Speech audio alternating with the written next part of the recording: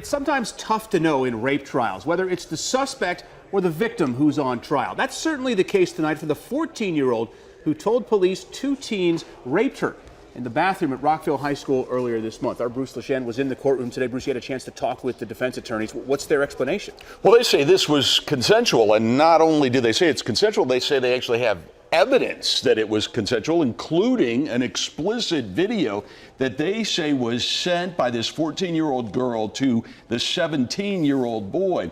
Today, prosecutors asked for and got from the judge more time to pull their case together, another week to show that there's probable cause and convince either a judge or a grand jury that there's probable cause to believe these teens raped this girl.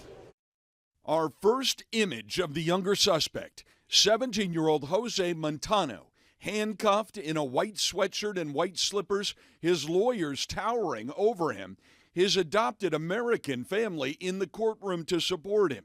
Montano insists the girl was lying when she said he and his 18-year-old friend, Henry Sanchez Milian, forcibly raped her in a school bathroom. Making no mention having a prior sexual relationship, having agreed to have sex the day before. Don't you think that's a material misrepresentation? She was not truthful. The lawyers say Montano and the girl exchanged very explicit photos and video and agreed to have sex at school. Isn't it one thing to allegedly agree in some text to have sex, and a totally different thing to be dragged into a bathroom and forced to have sex with two different Okay, well, you haven't men. seen the video of her being dragged into any bathroom. But prosecutors say the suspects exchanged multiple messages, plotting to extort sex out of the girl in very vulgar ways.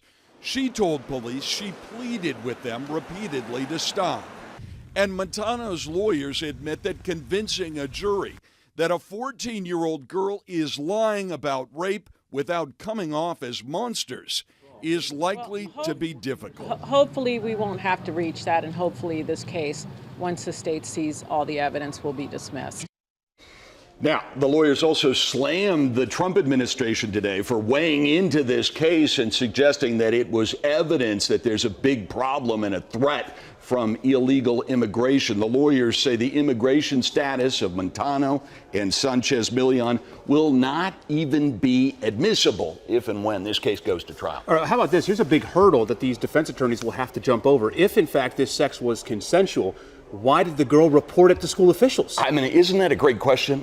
And I don't have an answer for it. I've asked that question of the defense attorneys, and I'm still waiting for their explanation because it doesn't seem to make sense. If it was consensual, why did she then go and report it? Yeah, of course, we'll be following this closely as it all continues to play out. Bruce, thank you. Ellen.